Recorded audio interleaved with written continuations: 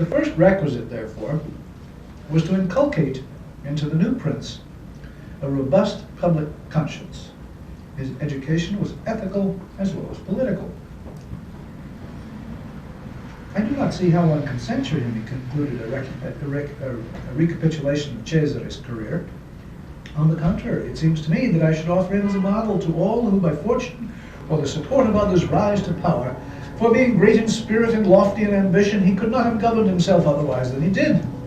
Therefore, he who must secure himself in a new principality, win friends, overcome by force or by fraud, make himself loved and feared by his people and revered and obeyed by his soldiers, exterminate those who have power or reason to harm him, change the old order for the new, be severe and gentle, magnanimous and liberal, destroy a disloyal soldiery and create a new one, and maintain friendships with sovereigns in such a manner that they must help him with zeal and offend him with caution, cannot find a more living example than the actions of this man.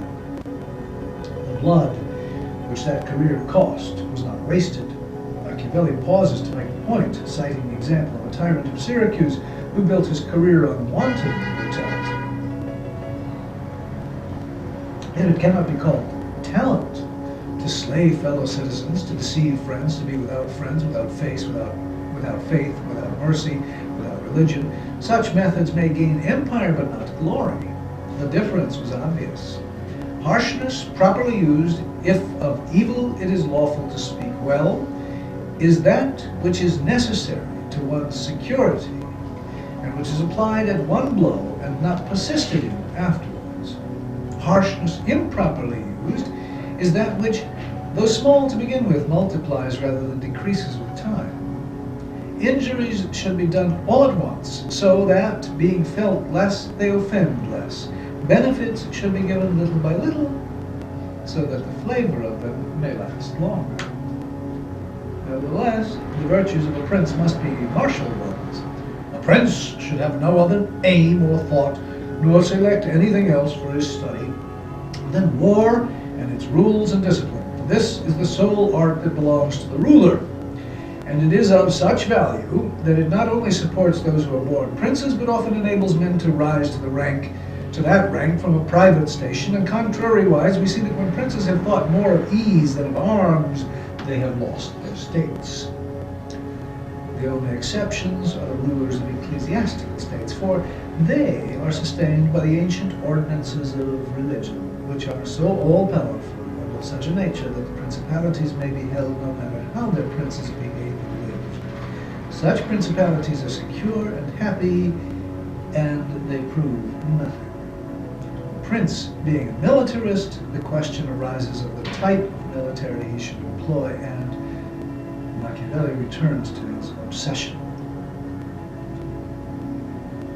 As the Medici had abolished the militia, it was necessary to remind them that in mercenaries, cowardice is the danger, in auxiliaries, valor, and the wise prince has always avoided these arms and turned to his own, choosing rather to lose with them than to conquer with others. For a victory won by the arms of others is never a real one. And he pointed to the principle, despite the disastrous experience of Prato, with a proof that was always conclusive. I shall never hesitate to cite Cesare Borgia and his actions. The difference between one arm and the other can easily be seen by comparing the prestige of the Duke. First, when he employed the French. Second, when he employed the Vitelli and the Orsini. Third, when he relied on his own soldiers, on whose fidelity he could always count, and which was constantly growing. He was never more highly esteemed than when he was, and was seen by everyone to be completely master of his own forces. The prince being now, by the methods of Cesare Borgia, in possession of his state, it remains to be seen what should be his rules of conduct toward his subjects and friends. And as I know that many have written on this point, I suppose I shall be considered presumptuous in raising it again, especially as I shall depart from the methods of other people.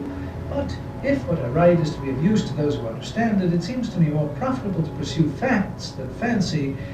Many have portrayed principalities and republics which have never been known in reality.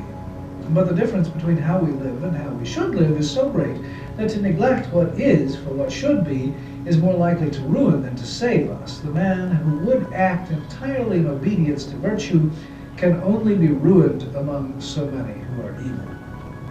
To hold his own, the prince must learn, therefore, how to be unrighteous and to use evil or not, according to necessity. From this principle of expediency, the whole moral code of the prince derives. The first accepted virtue to be revalued is liberality, a quality of peculiar importance at a period when wealth was prized primarily for its moral revenue, for show, for patronage, for reputation, rather than for material satisfaction. And for the prince, therefore, the essential is to be reputed liberal. Liberality exercised in a manner that does not bring you to the reputation of it injures you. If you exercise it honestly, as it should be exercised, it may not become known, and you will be censured for the want of it. Therefore, a prince should not shrink from the reputation of meanness. He will in reality be exercising liberality toward all those from whom he does not take, who are numberless, and meanness only toward those to whom he does not give, who are few. And for the benefit of the lavish Medici, nothing wastes so rapidly as liberality. For even while you exercise it, you lose the power to do so and become either poor and despised, or in avoiding poverty, rapacious and hated. Above all things, a prince should guard against being despised and hated. And liberality leads you to both.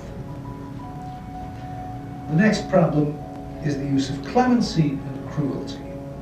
Every prince should desire to be considered clement and not cruel, but he should be careful not to misuse mercy. And Cesare Borgia was considered cruel. Nevertheless, his ruthlessness reconciled Romagna, unified it, and restored it to peace and loyalty. He was more compassionate than the Florentines, who, to avoid the imputation of cruelty, allowed Pistoia to be destroyed by the factions. And of all princes, it is impossible for the new prince to avoid the charge of cruelty, since new states are full of dangers. Upon this, a question arises, whether it is better to be loved or feared. In general, this is true of men. They are ungrateful, fickle, false, cowardly, and covetous, and as long as you succeed, they are yours body and soul. They will offer you their blood, property, life, children while the need is distant, but when it approaches, they turn against you, and they have left less scruple in injuring a man who is beloved than one who is feared. For love rests on the bonds of obligation, which, owing to the baseness of men, are broken with every opportunity for their advantage.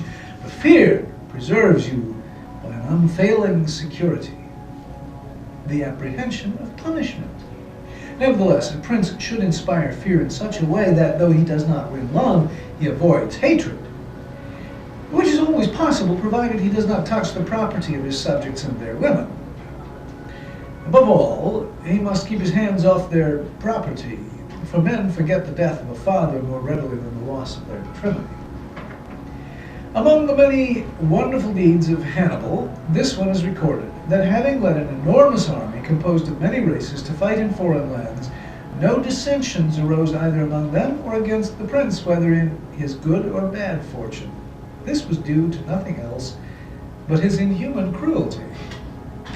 Without that cruelty, his other virtues were insufficient for his purpose. Short-sighted writers admire his deeds from one point of view, and from another condemn the principal cause of them. I conclude, therefore, that as men love according to their free will and fear at the will of the prince, a wise prince should build on that which he and not another controls, seeking merely, as I have said, not to be hated. The emancipation of the prince from the bonds of private morality is now carried one step further, in a yet more radical innovation. Everyone admits how laudable it is how laudable it is in a prince to keep faith and to live with integrity and not with craft. Nevertheless, the experience of our times has shown us that those princes who have accomplished great things have set little store by good faith, that they have circumvented the minds of men by craft, and that in the end they have overcome those who have based their conduct on good faith. There are two ways of combating, by law or by force. The first is proper to man, the second to brutes, and as the first does not suffice, we are compelled to resort to the second. The prince, therefore, must know how to use the brute and the man, which is what the ancients signified by the fable of Achilles reared by the centaur. And among the brutes, the prince should adopt the lion and the fox, for the lion cannot defend himself against snares, nor the fox against wolves. To rely on the lion alone is to know nothing. Therefore, a wise prince cannot nor should not keep faith to his disadvantage when the reasons which caused him to pledge it no longer exist. If men were entirely good, this precept would not hold, but since they are bad and will not keep faith with you, you are not bound to observe it with them. But it is necessary to know how to color such conduct and to be a great dissembler, and men are so simple and so subject to present necessities that they are easily deceived. One recent example I cannot pass over in silence. Alexander VI never did anything else but deceive, nor ever thought of anything but deceiving, and always found dupes. And yet he succeeded, for he knew this side of the world. And now, to seal and secure these qualities of calculation, economy, cruelty, and cunning, one thing more is needed: a shining coat of hypocrisy. Though a prince need not possess all the good qualities I have mentioned, Chris, is that you? to seem to have them is useful. As, for example, to seem merciful, loyal, humane, religious, and sincere. And to be so, but to be so with a mind so flexible that if the need arise, he can change to the contrary. He should be careful to let nothing fall from his lips that is not instinct with the 5 qualities I have mentioned, and must appear to those who see and hear him all compassion, all faith, all humanity, all religion, all integrity. Nothing is more necessary than to seem to have these last qualities, because in general, men judge by the eye rather than by the touch, for it is given to everyone to see and to few to touch him. Everyone sees what you appear to be, few know what you are, and those few dare not oppose the opinion of the many who are protected by the prestige of the state. Let the prince consider the conquest and security of his state. The means will always be found honorable, and everyone will commend them, because the vulgar always judge by appearances and by results. And in the world there are only the vulgar, for the few find a place there only when the many have no ground to rest on. But Machiavelli was in a mood too austere to indulge in baiting the vulgar. He owed the common conscience of mankind an explanation of his code which contradicted all its accepted opinions, and he proceeded to vindicate it. A beacon for the future, his prince was a rebuke to the past, to the improvident princes who had betrayed Italy to the barbarian by their political sins, their shiftlessness, temporizing, and sloth, their common disunion and individual helplessness, their abject dependence and blind speculation on the only providence they knew, the mutable divinity of fortune. And suddenly the theme deepens, the discussion broadens, the subject is thrown up against the illimitable vista of man buffeted by his fate. And its basic impulse rises in an effort to rally and pit the will, the courage, the intelligence of man against the overbearing power that builds and unbuilds his being. It is not unknown to me that many men have believed and still believe that the affairs of this world are so governed by fortune and God that the wisdom of man is powerless to direct or stay them, and that it is useless therefore to give them too much thought, and that we should let chance rule them. This belief has gained credit in our time because of the great changes we have seen and still see every day beyond all human conjecture.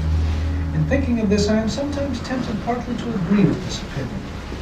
Yet, not to forfeit our free will, I hold that fortune may be the arbiter of half of our affairs, but that she lets us govern the other, or maybe a little less.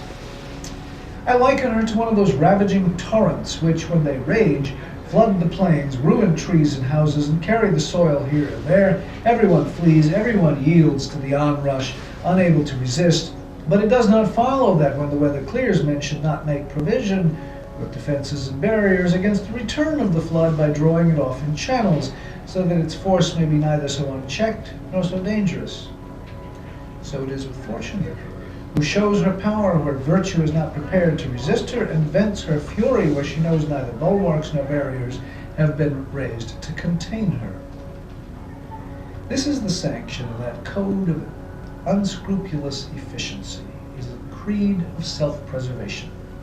Buffeted by fortune, overborne by blind chance, man controls a fraction of his destiny, half, maybe less, only by the constant exercise of courage, will, and intelligence, and even these do not suffice. Into his positive gospel there now creeps a mystic element which Machiavelli is forced to admit. The prince must develop a flair for the time spirit. He who acts in accordance with the spirit of the times, I believe, will succeed. But with his usual repugnance to mysticism, Machiavelli frankly prefers self-confidence. For my part, I think it better to be bold and calculating, because fortune is a female, and to down her we must beat and bully her. And we see that she yields more often to the bold than to those who go to her coldly. And so, womanlike, she is always a lover of young men, because they are less cautious and more violent, and with more audacity command her. It is the time spirit, however, that inspires the synthesis and coda of his gospel. Considering, therefore, all the matters of which we have treated, and reflecting whether the present time in Italy will be favorable for a new prince, if there would be an opportunity for a prudent and able one to introduce new forms which would bring him honor and to all men advantage, so many things seem to me to conspire in his favor that I never knew a time more fit than the present. If it was needful that the people of Israel should be captive to manifest the virtue of Moses, that the Persians should be oppressed by the Medes to discover the magnanimity of Cyrus, and that the Athenians should be scattered to illustrate the ability of Theseus, then at the present time, to discover the virtue of an Italian spirit, it was necessary that Italy should be reduced to the extremity in which she now is, more enslaved than the Hebrews, more oppressed than the Persians, more scattered than the Athenians, without head, without order, beaten, despoiled, torn, overrun, and enduring every kind of desolation. We see her imploring God to deliver her from the cruelty and insolence of the barbarian. We see her ready and disposed to follow a banner if only someone will raise it. And we see no one at present in whom we can hope, if not in your illustrious house, which with its virtue and fortune, favored by God and the Church, of which it is now the ruler, can lead this redemption. This will not be difficult if you recall the lives and actions of the men I have mentioned. Though they were great and remarkable men, yet they were men, and none of them had more opportunity than the present affords. Their enterprises were no easier, or no more just, nor was God more their friend than he is yours. Justice is on our side, a necessary war is a just war, and arms are hallowed when there is no hope save in arms. Moreover, how remarkably and beyond all example have the ways of God been manifested. The sea is divided, the cloud has led the way, the rock has poured forth water, it has rained manna. Everything has contributed to your elevation. You should do the rest. God is not willing to do everything and deprive us of our free will and that share of glory which is rightly ours. And with that mounting and Mosaic exhortation, in a final rally, Machiavelli joins the prophets. He had published his substance, he had climbed Sinai, and from San Casciano he surveyed Florence and revealed his whole vision and his full stature as an armed prophet.